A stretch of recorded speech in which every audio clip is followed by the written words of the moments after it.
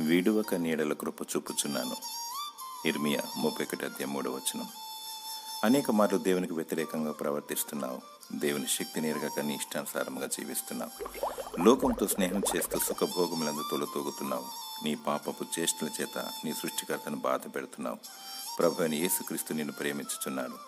నీ కొరకు తన స్వరక్తమును కాచి తన ప్రాణాన్ని సహితం బలిగా అర్పించి చనిపోయి తిరిగి లేచాడు. అన్నిటికంటే అందరికంటే దేవుని ఎక్కువగా ప్రేమించు.